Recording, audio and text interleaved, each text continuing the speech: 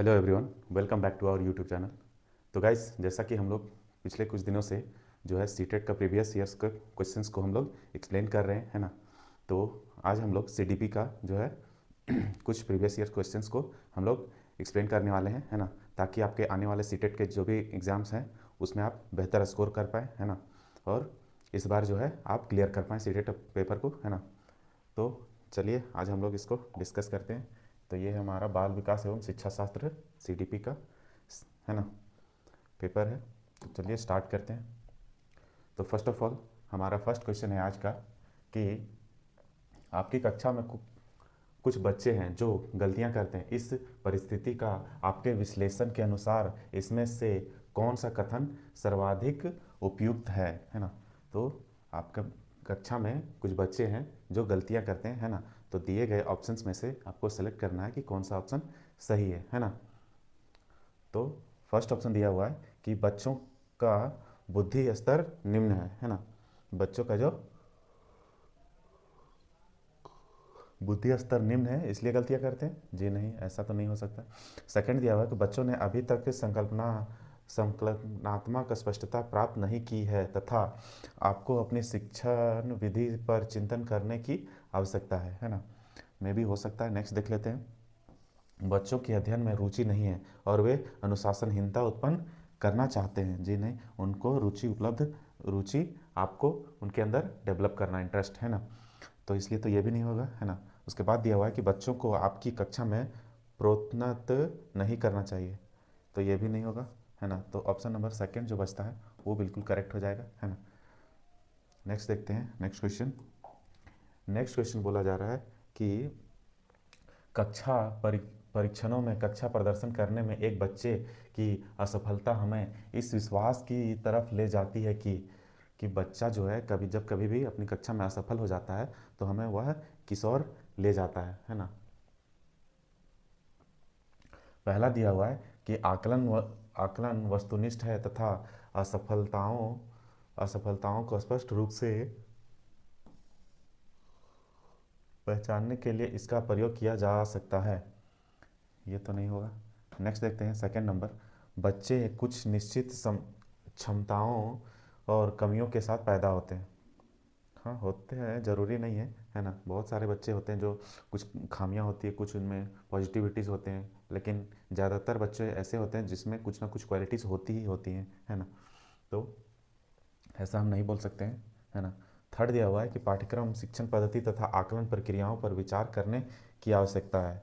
हाँ, ये हो सकता है। नेक्स्ट देखते हैं। कुछ बच्चों को अनुत्तीर्ण होना ही है, चाहे व्यवस्था उन पर कितनी भी अधिक प्रयास करें, है ना। तो ऐसा नहीं है। हमें हमें नेगेटिविटी चीज़ों को नहीं फैलाना चाहिए। ज़्यादातर जो है हमें प्रयास करना चाहिए कि बच्चे बेहतर सीख पाएँ और वे अपने अगली कक्षा की ओर वे अग्रसर हो सकें। तो ऑप्शन नंबर थर्ड जो है इसमें ज़्यादा करेक्ट लग रहा है ना। तो यही हो जाएगा। नेक्स्ट देखते हैं थर्ड नंबर क्वेश्चन। इसमें बोला जा रहा है एक अध्यापिका यह सुनिश्चित करना चाहती है कि उसके विद्यार्थी आंतरिक रूप से प्रेरित हैं, इस संदर्भ में वह करेंगी। तो कोई शिक्षिका है तो वो अपने कक्षा में जो है कुछ सुनिश्चित करना चाहती है, तो वो किस तरीके से किस संदर्भ में सुनिश्चित करेगी वो ऑप्शन नंबर में दिया हुआ है ना। तो फर्स्ट ऑप्शन देखते हैं। पहला बोला जा रहा है सभी बच्चों के लिए उपलब्धि के असमान मानकों को उल्लिखित करना। ये तो नहीं होगा, है ना। नेक्स्ट है इस प्रकार की अधिगम गतिविधियों की योजना बनाना जो अभिसारी चिंतन को प्रोत्साहन देती है। जी नहीं, अभिसारी चिंतन को नहीं, अपसारी चिंतन को देने की बात होनी चाहिए। नेक्स्ट है अंतिम परिणाम पर ध्यान देने के बजाय व्यक्तिगत रूप से ध्यान देना चाहिए, है ना। ये हो सकता है। नेक्स्ट देखते हैं वस्तु रूप में पुरस्कार प्रस्तुत करना। जी नहीं, ये उतना इम्पोर्टेंट नहीं है, बट थर्ड नंबर जो है वो करेक्ट हो जाएगा, चूँकि इसमें दिया गया है कि अंतिम परिणाम पर ध्यान देने के बजाय व्यक्तिगत रूप से ध्यान देना चाहिए, क्योंकि इंडिविजुअल बच्चों को काफ़ी ज़्यादा परेशानियाँ होती है जो नहीं समझ पाते हैं या अपनी टॉपिक्स को क्लियरली उन्हें क्लियर समझाना चाहिए और उन्हें प्रेरित करना चाहिए। नेक्स्ट है क्वेश्चन नंबर 4 देखते हैं। इसमें बोला जा रहा है कि निम्नलिखित में से कौन सा कथन सबसे बेहतर ढंग से वर्णन करता है कि कक्षा में बच्चों की को प्रश्न पूछने के लिए क्यों प्रोत्साहित करना चाहिए। तो बच्चों को क्यों प्रोत्साहित करना चाहिए, तो वो जो है पहला ऑप्शन दिया हुआ है कि प्रश्न बच्चों की जिज्ञासा को बढ़ाते हैं। हाँ, बढ़ाते तो हैं। नेक्स्ट है, जिन चीज़ों के बारे में बच्चे नहीं जानते हैं उनके बारे में विचार करवा कर उन्हें यह महसूस करवाया जा सकता है कि उनमें बुद्धि की कमी है ना। तो ऐसा नहीं है, वैसा ऐसे बातें नहीं है, उनको प्रयासरत जो है उनको होना चाहिए, है ना। बच्चों को ये समझाना चाहिए कि नहीं, वो धीरे धीरे चीज़ों को सीखेंगे, है ना। कोई भी चीज़ जो है उनके पहले से माइंड में नहीं होता है ना। नेक्स्ट है, थर्ड नंबर है कि प्रश्न अन्योन्क्रिया के द्वारा अधिगम को आगे बढ़ाते हैं तथा संकल्पनात्मक स्पष्टता की दिशा में बढ़ते हैं। ये हो सकता है। नेक्स्ट देखते हैं, बच्चों को अपने भाग कौशलों के अभ्यास की आवश्यकता होती है ना। तो ऐसा नहीं है बिल्कुल भी। तो इसका भी ऑप्शन नंबर थर्ड जो है वो करेक्ट हो जाएगा। नेक्स्ट देखते हैं क्वेश्चन नंबर 5 में क्या बोला जा रहा है। इसमें बोला जा रहा है कि इनमें से कौन सी अधिगम असक्ता वाले बच्चे की एक विशेषता है। तो कौन सा है, तो सबसे पहला है कि 50 से नीचे की बुद्धि लब्धि वाले बच्चे। जी नहीं, ऐसा तो नहीं हो सकता। सेकंड दिया हुआ है कि धारा प्रवाह रूप से पढ़ने तथा शब्दों पर पलटकर जाने में कठिनाई, या फिर अन्य बच्चों को धमकाना तथा आक्रामक कार्यों में लगे रहना। ये भी नहीं होगा। नेक्स्ट देखते हैं, एक ही प्रकार की गत्यात्मक क्रिया को बार बार दोहराना। जी नहीं, ये भी नहीं होगा। तो ऑप्शन नंबर इसका सेकंड जो है वो बिल्कुल करेक्ट हो जाएगा। नेक्स्ट देखते हैं क्वेश्चन नंबर 6। इसमें बोला जा रहा है कि निम्नलिखित में से कौन सी आकलन पद्धति विद्यार्थियों की सर्वोत्तम क्षमता को घोषित करेगी। तो इसका फर्स्ट ऑप्शन दिया हुआ है कि जब विद्यार्थियों को बहुविकल्पीय प्रश्नों के माध्यम से किए गए परीक्षण के रूप में तथ्यों को दोहराने की आवश्यकता होती है, या फिर जब परीक्षा के अंकों को विद्यार्थियों की योग्यता के बीच सकारात्मक सहसंबंध पर बल दिया जाता है, या फिर नेक्स्ट है जब संकल्पनात्मक परिवर्तन तथा विद्यार्थियों के वैकल्पिक समाधानों के आकलन की विभिन्न विधियों के द्वारा आकलित किया जाता है, या फिर जब कक्षा में विद्यार्थियों के द्वारा प्राप्त किए गए अंक को और स्थान सफलता का एकमात्र निर्धारक होता है। तो ऐसा नहीं है ना। तो इसका ऑप्शन नंबर थर्ड जो है वो बिल्कुल करेक्ट हो जाएगा। अब देखते हैं नेक्स्ट क्वेश्चन नंबर 7। इसमें बोला जा रहा है कि वाइगोत्स्की के अनुसार स्पीपर्स्थ विकास का क्षेत्र है। तो वाइगोत्स्की के अनुसार कौन सा विकास का क्षेत्र है। फर्स्ट ऑप्शन दिया हुआ है कि अध्यापिका के द्वारा दिए गए सहयोग की सीमा निर्धारित करना, या दूसरा बच्ची अपने आप क्या कर सकती है जिसका आकलन नहीं किया जा सकता। तो ऐसा नहीं है, कोई भी किसी भी बच्चे का आकलन किया जा सकता है ना। थर्ड में बोला जा रहा है बच्चे के द्वारा स्वतंत्र रूप से किए जा सकने वाले तथा सहायता के साथ करने वाले कार्य के बीच अंतर। और चौथा यहाँ दिया हुआ है ऑप्शन नंबर कि बच्चे को अपना सामर्थ्य प्राप्त करने के लिए उपलब्ध कराए गए सहयोग की मात्रा एवं प्रकृति। तो इससे ज़्यादा जो है अप्रोप्रिएट जो है ऑप्शन नंबर थर्ड जो है, क्योंकि इसमें बोला जा रहा है बच्चे के द्वारा स्वतंत्र रूप से किए जा सकने वाले तथा सहायक साथ करने वाले कार्य के बीच अंतर है ना। तो स्वतंत्र रूप से कोई भी बच्चा कुछ भी चीज़ें करेगा या सीखेगा तो वो ज़्यादा बेहतर से सीख पाएगा, जब तक ना कि उस पर कोई बाउंडेशन लगाया जाए कि ऐसा मत करो वैसा मत करो, है ना। तो चीज़ें ऐसे होंगी, है ना। ये है। अब नेक्स्ट क्वेश्चन देखते हैं, क्वेश्चन नंबर 8। इसमें बोला जा रहा है कि पियाजे के सिद्धांत के अनुसार बच्चे निम्न में से किसके द्वारा सीखते हैं। तो बच्चे किसके द्वारा सीखते हैं। पहला बोला जा रहा है कि सही प्रकार से ध्यान लगाकर जानकारी को याद करना, या फिर उपयुक्त पुरस्कार दिए जाने पर अपने व्यवहार में परिवर्तन करना, या फिर समाज के अधिक योग्य सदस्यों के द्वारा उपलब्ध कराए गए, है ना, या फिर अनुकूलन की प्रक्रियाएं। तो ऑप्शन नंबर 4 जो इसका करेक्ट हो जाएगा। और अनुकूलन की प्रक्रियाएं जो है वो उसके द्वारा सीखेंगे, है ना। नेक्स्ट देखते हैं क्वेश्चन नंबर 9। इसमें बोला जा रहा है कि प्याजे अनुमोदन करते हैं कि पूर्व संक्रियात्मक बच्चे याद रखने में असमर्थ होते हैं। निम्नलिखित कारकों में से किसको उन्होंने इस असमर्थता के लिए जिम्मेदार ठहराया है ना। तो इसमें बोला जा रहा है प्याजे के अनुसार कि अनुमोदन करते हैं कि कुछ संक्रियात्मक बच्चे याद रखने में असमर्थ होते हैं, तो किन कारणों से। तो फर्स्ट कारण है दिया हुआ है कि परिकल्पित निगमनात्मक तार्किकता की अयोग्यता के कारण। जी नहीं, ये तो नहीं होगा। उसके बाद दिया हुआ है उच्च स्तर की आमूर्त तार्किकता की कमी, ये भी नहीं होगा। नेक्स्ट है व्यक्तिगत काल्पित कथा में हो सकता है। नेक्स्ट देखते हैं विचार की अनुकर्मणीयता, तो इसका ऑप्शन नंबर 4 जो है वो करेक्ट हो जाएगा, क्योंकि विचारों की अनुकर्मणीयता जो पलट ना सके उसे पियाजे ने अनुमोदन के लिए संक्रियात्मक रूप से बताई है ना। नेक्स्ट देखते हैं सामाजिकरण एक प्रक्रिया है। तो सामाजिकरण एक कैसी प्रक्रिया है, तो है ना। तो इसका फर्स्ट ऑप्शन दिया हुआ है मूल्यों, विश्वासों तथा अभिलेखों को अर्जित करने की, या फिर मित्रों के साथ सामाजिक बनने की, या फिर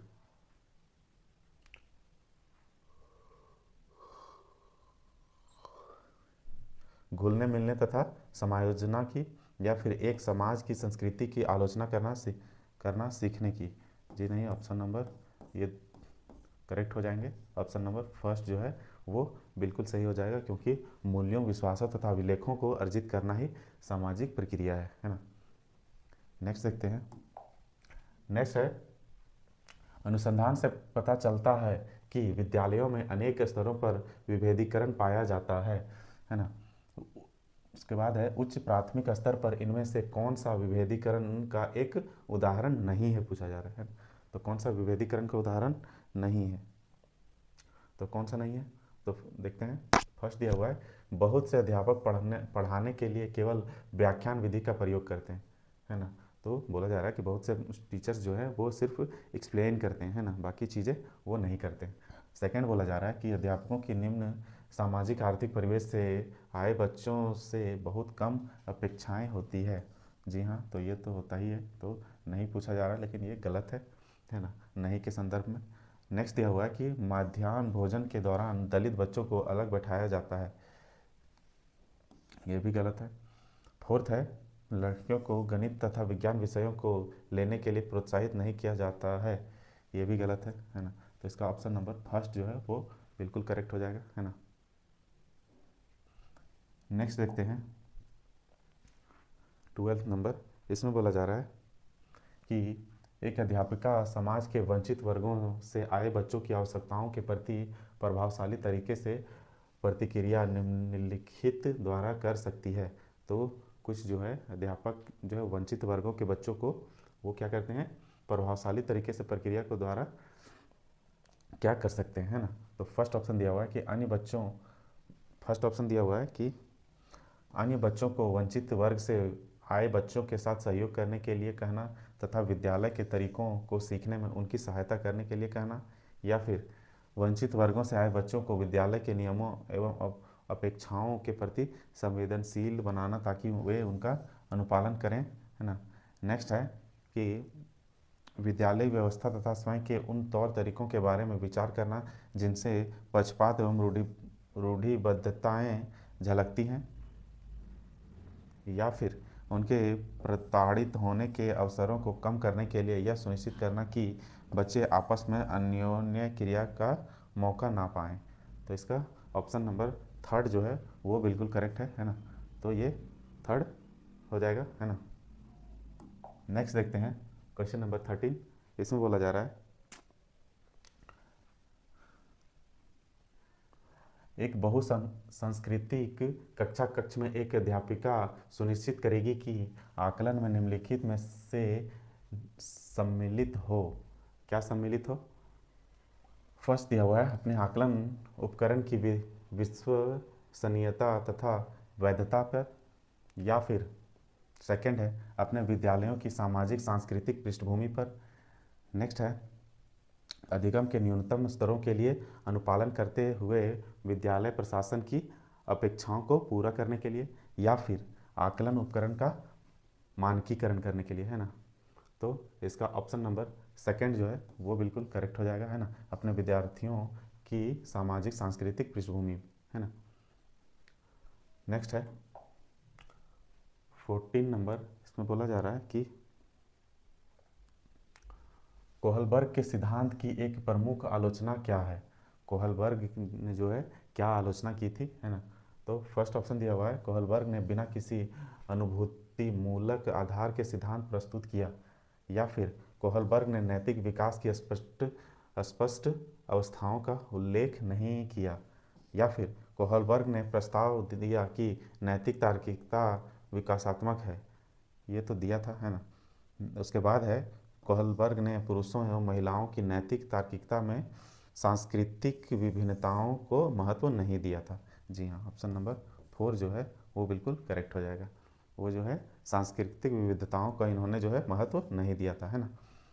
तो ये इसका बिल्कुल करेक्ट आंसर हो जाएगा।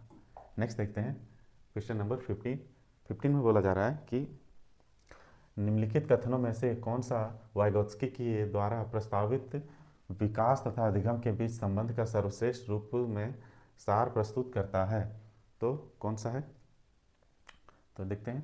तो ऑप्शन नंबर फर्स्ट बोला जा रहा है विकास अधिगम से स्वाधीन है। जी नहीं। सेकंड है अधिगम एवं विकास समानांतर प्रक्रियाएं हैं, है ना। जी नहीं। थर्ड है विकास प्रक्रिया अधिगम प्रक्रिया से पीछे रह जाती है। जी हाँ, ऑप्शन नंबर थर्ड जो है वो बिल्कुल करेक्ट हो जाए, क्योंकि विकास प्रक्रिया जो है अधिगम प्रक्रिया से पीछे रह जाती है। नेक्स्ट है क्वेश्चन नंबर 16, इसमें बोला जा रहा है कि किस प्रकार से एक अध्यापिका बच्चों को बेहतर समस्या समाधानकर्ता बनने में सहायता कर सकती है ना। तो जब कोई बच्चा जो है किसी समस्या में फंस जाता है तो उस समस्या का समाधान करता कैसे उसको बेहतर बना सकता है वो पूछा जा रहा है ना। तो इसमें ऑप्शन दिया हुआ है, फर्स्ट ऑप्शन है कि बच्चों को विविध प्रकार की समस्याओं का समाधान करने के मौके देना तथा उनका हल करते समय सहयोग देना। जी हाँ, जब भी कोई भी बच्चा जब तक गलती नहीं करेगा तब तक समस्याओं का समाधान करने के लिए वस्तु रूप में पुरस्कार देना। जी नहीं, ये नहीं हो सकता, है ना।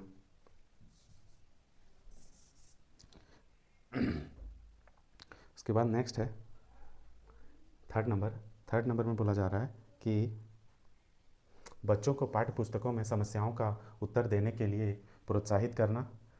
उसके बाद नेक्स्ट है विद्यार्थियों के सामने प्रस्तुत सभी समस्याओं के सही समाधान उपलब्ध कराना। तो जी नहीं, इसका ऑप्शन नंबर फर्स्ट जो है वो बिल्कुल करेक्ट हो जाएगा, क्योंकि बच्चों को विविध प्रकार की समस्याओं का समाधान करने के मौके देना ही और तथा उसका हल करते समय उसका सहयोग करना। जहाँ बच्चे नहीं समझ पा रहे हैं या नहीं हल कर पा रहे हैं तो उन्हें थोड़ा सा हेल्प कर देना ताकि वो समझ पाएँ परेशानी को। तो इसीलिए ऑप्शन नंबर फर्स्ट जो है इसका बिल्कुल करेक्ट हो जाएगा।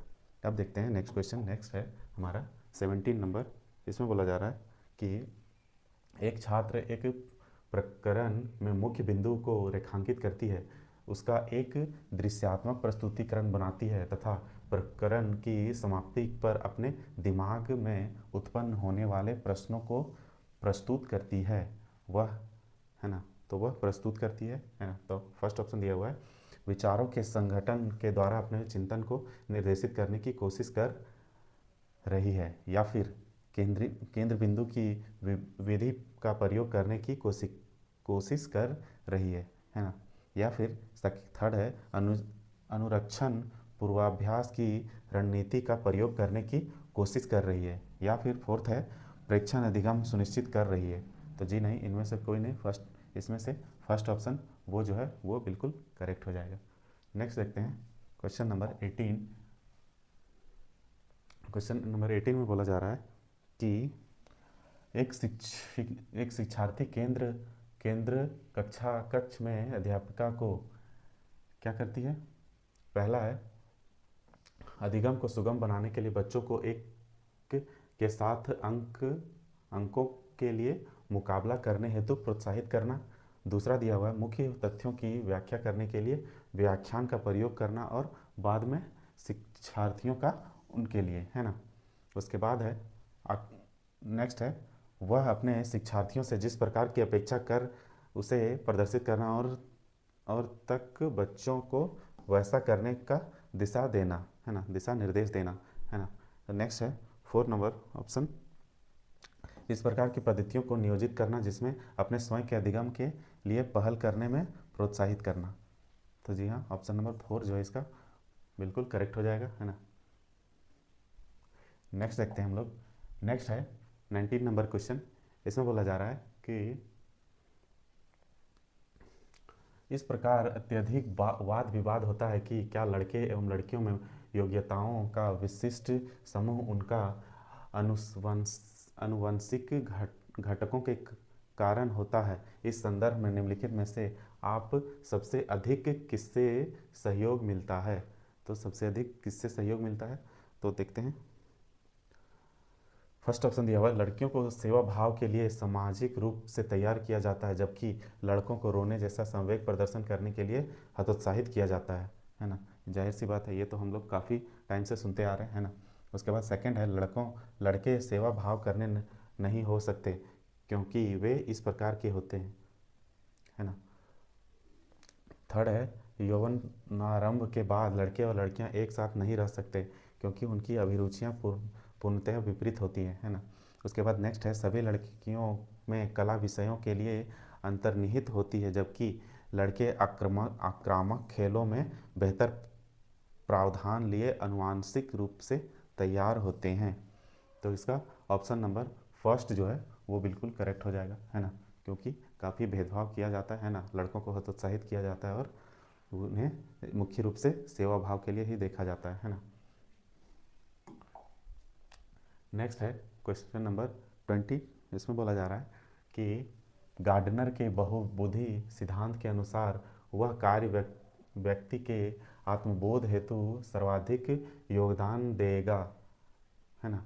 तो कौन सा देगा, तो इसका फर्स्ट है संगीतमय, अंतर्व्यक्तिगत, तीसरा है आध्यात्मिक, चौथा है भाषा विषयक।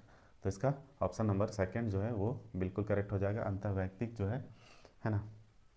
उसके बाद जो है नेक्स्ट देखते हैं क्वेश्चन नंबर 21।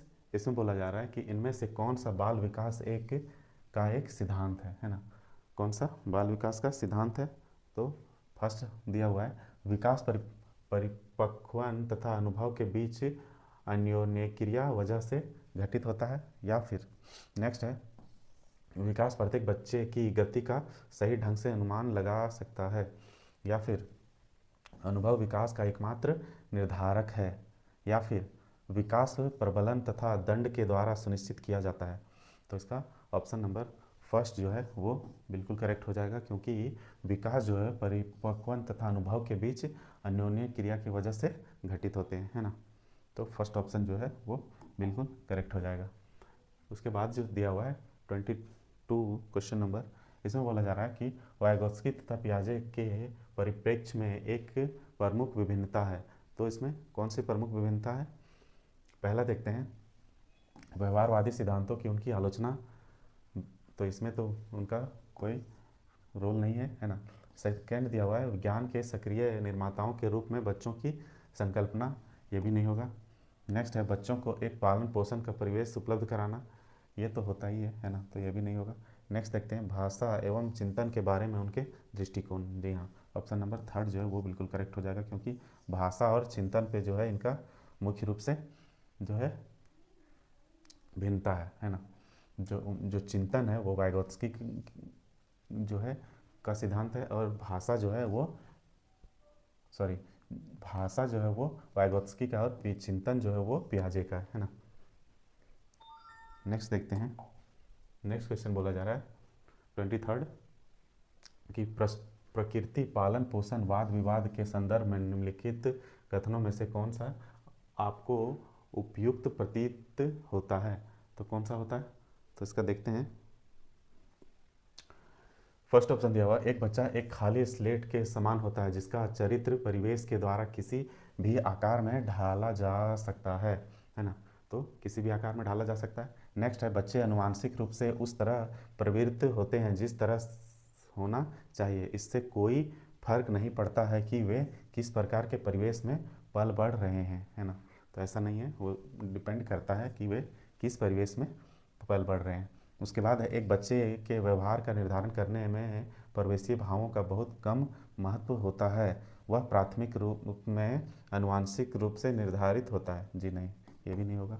नेक्स्ट है अनुकर्म तथा परिवेश अभिन्न रूप से एक दूसरे से गूंथे हुए हैं और दोनों विकास को प्रभावित करते हैं। जी हाँ, ऑप्शन नंबर 4 जो है वो बिल्कुल करेक्ट हो जाएगा। नेक्स्ट देखते हैं। नेक्स्ट है 24 नंबर। इसमें बोला जा रहा है कि निम्नलिखित कथनों में से आप किससे सहमत हैं, है ना।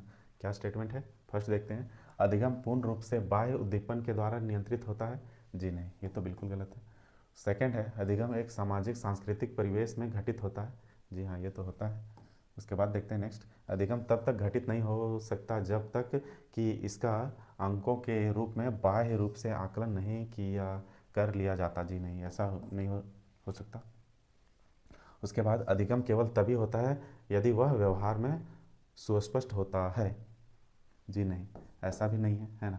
तो इसका ऑप्शन नंबर सेकंड जो है वो बिल्कुल करेक्ट हो जाएगा। नेक्स्ट देखते हैं 25 नंबर। 25 में बोला जा रहा है कि समावेशी शिक्षा के पीछे मूलाधार यह है कि क्या है समावेशी शिक्षा के पीछे समाज में विभिन्नता और विद्यालयों को इस विभिन्नता के प्रति संवेदनशील होने के लिए समावेशी होने की आवश्यकता है। जी हाँ, हो सकता है। उसके बाद देख लेते हैं सेकंड है प्रत्येक बच्चे के निष्पादन के लिए मानक एक समान तथा मानकीकृत होने चाहिए, है ना। जी हाँ, हो सकता है। नेक्स्ट देखते हैं हमें विशेष आवश्यकता वाले बच्चे के ऊपर दया करने की आवश्यकता है और सुविधाओं तक उनकी पहुंच देनी चाहिए। में भी उसके बाद देखते हैं विशेष आवश्यकता वाले बच्चों के लिए अलग विद्यालयों की व्यवस्था करना लागत प्रभावी नहीं है, तो ये नहीं होगा। तो इसका ऑप्शन नंबर फर्स्ट जो है वो बिल्कुल करेक्ट हो जाएगा, क्योंकि समाज में विभिन्नता और विद्यालयों की इस विभिन्नता के प्रति संवेदनशील होने के लिए समावेशी होने की आवश्यकता है ना। सबको समावेश होने की ज़रूरत है ताकि उनका ओवरऑल बेहतर डेवलपमेंट हो सके। उसके बाद देखते हैं 26 नंबर का। इसमें बोला जा रहा है कि एक उच्च प्राथमिक विद्यालय के संरचनात्मक कक्ष में अपने स्वयं के आकलन में विद्यार्थियों की भूमिका में निम्नलिखित में से क्या देखा जाएगा। तो क्या देखा जाएगा, तो देखते हैं। फर्स्ट ऑप्शन दिया हुआ कि एक विस्तृत दिशा निर्देश बनाना चाहिए कि किस प्रकार से विद्यार्थियों की उपलब्धि तथा कक्षा में प्रतिष्ठा को अंकों के साथ सहसंबंध किया जाएगा, है ना। उसके बाद है सेकेंड नंबर शिक्षण अधिगम में आकलन की भूमिका को नकारना या फिर विद्यार्थी अपने आकलन के एकमात्र निर्धारक होंगे, या फिर नेक्स्ट है विद्यार्थी अध्यापक के साथ आकलन करने के लिए योजना बनाएंगे। जी हाँ, इसका ऑप्शन नंबर 4 जो है वो बिल्कुल करेक्ट हो जाएगा। नेक्स्ट देखते हैं। नेक्स्ट बोला जा रहा है 27 नंबर कि निम्नलिखित में से कौन सा तरीका अध्यापिका के द्वारा एक सृजनात्मक बच्चों की पहचान करने के लिए सर्वाधिक उपयुक्त होगा, है ना। तो जो है एक शिक्षिका है वो अपने स्टूडेंट्स को जो है आकलन करती है और कौन सा उसका सही तरीका होगा, उपयुक्त होगा। तो पहला दिया हुआ यह अवलोकन करना कि बच्चों कार्यों में साथियों के साथ किस प्रकार से प्रतिक्रिया करते हैं, है ना। या फिर बच्चों का विस्तृत रूप से अवलोकन करना, विशेष रूप से उस समय जब वह समस्याओं को हल करता हो, या फिर मानकीकृत बुद्धि परीक्षणों को देना, या फिर वस्तुनिष्ठ प्रकार के परीक्षणों को देना। जी नहीं, ये दोनों तो बिल्कुल नहीं होगा, और ये फर्स्ट भी नहीं होगा। सेकंड जो है वो बिल्कुल करेक्ट हो जाएगा, क्योंकि जब बच्चे किसी भी समस्या को हल कर रहे हैं तो बच्चे उस समय ज़्यादा फंसते हैं, या उनके जो भी है उनका जो अंदर का जो क्यूरियोसिटी है या उनका समझ जो है वो उस समय दिखता है कि बच्चे उस चीज़ को कैसे डील कर रहे हैं, है ना। तो ऑप्शन नंबर सेकंड जो है इसका करेक्ट हो जाएगा। उसके बाद है 28 नंबर। इसमें बोला जा रहा है कि उच्च प्राथमिक विद्यालय की गणित अध्यापिका के रूप में आप विश्वास करती हैं जब कोई एक शिक्षिका जो है वो किसी विद्यालय में गणित की अध्यापिका है तो वह किस पर विश्वास करती है ना। तो आइए देखते हैं। तो इसका फर्स्ट ऑप्शन है विद्यार्थियों को गणितीय उनके चिंतन में अंतर्दृष्टियाँ उपलब्ध कराती है, या फिर विद्यालयों को कार्यविधिक ज्ञान को जानने की आवश्यकता होती है चाहे वे संकल्पनात्मक आधार नहीं समझते हों, या फिर नेक्स्ट है उच्च प्राथमिक विद्यालय के सभी बच्चों में गणित पढ़ने की योग्यता नहीं होती है। ये तो बिल्कुल नहीं होगा। फोर्थ नंबर है लड़के गणित को बिना अधिगम प्रयास किए सीख जाएंगे क्योंकि यह उनकी जन्मजात विशेषता है तथा आपको लड़कियों के ऊपर अधिक ध्यान देने की आवश्यकता है। ऐसा भी नहीं है ना। तो इसका ऑप्शन नंबर फर्स्ट जो है वो बिल्कुल करेक्ट हो जाएगा, क्योंकि विद्यार्थियों को गलतियाँ उनके चिंतन में अंतर्दृष्टता उपलब्ध करती है ना। तो जब बच्चा जब पढ़ रहा है ना, उस समय जो है उसका चिंतन का जो है अंतर्दृष्टि को जो है ध्यान में रखना चाहिए, है ना। नेक्स्ट देखते हैं 39 नंबर। इसमें बोला जा रहा है कि इन कथनों में से आप किससे सहमत हैं। तो फर्स्ट ऑप्शन दिया हुआ है कि एक बच्चा अनुत्तीर्ण होता है क्योंकि सरकार विद्यालयों में पर्याप्त प्रौद्योगिकी या संसाधन प्रदान नहीं कर रही है। जी हाँ, ये तो फैक्टर हो सकता है ना। उसके बाद देखते हैं सेकंड है एक बच्चे की असफलता मुख्य रूप से माता पिता की शिक्षा तथा आर्थिक स्तर में कमी के कारण ये भी हो सकता है ना। नेक्स्ट देखते हैं एक बच्चे की असफलता के लिए घटकों को प्रत्यक्ष रूप से जिम्मेदार ठहराया जा सकता है जिससे उसने अपने माता पिता से अर्जित किया हो। बिल्कुल गलत है, ऐसा नहीं होना चाहिए। उसके बाद है एक बच्चे की असफलता व्यवस्था तथा बच्चे की प्रतिक्रिया करने में इसकी असमर्थता का एक प्रतिबिंब है। जी हाँ, ऑप्शन नंबर 4 जो है इसका बिल्कुल करेक्ट हो जाएगा। नेक्स्ट देखते हैं क्वेश्चन नंबर 30। इसमें बोला जा रहा है कि एक बच्चे को सहारा देने की मात्रा एवं प्रकार में परिवर्तन इस बात पर निर्भर करता है ना। तो किस बात पर निर्भर करता है। तो फर्स्ट ऑप्शन दिया हुआ है कि अध्यापिका की मनोदशा पे, है ना, या फिर बच्चों की नैसर्गिक योग्यता पे, है ना, या फिर कार्यों के लिए प्रस्तावित पुरस्कार के लिए, या फिर बच्चों के निष्पादन का स्तर को, है ना। तो इसका ऑप्शन नंबर 4 जो है वो बिल्कुल करेक्ट हो जाएगा, बच्चों के निष्पादन का स्तर को लेकर के, है ना। तो ये थे आज के most previous year questions CDP के, जिसको आज हम लोगों ने पढ़ा, है ना। तो इसको आप लोग बेहतर तरीके से रिवाइज कीजिएगा, है ना, ताकि आने वाले सीटेट के एग्ज़ाम्स में आपको बेहतर स्कोर किया जा सके, है ना। तो मिलते हैं किसी नेक्स्ट टॉपिक के साथ नेक्स्ट वीडियो में। तब तक bye bye and take care.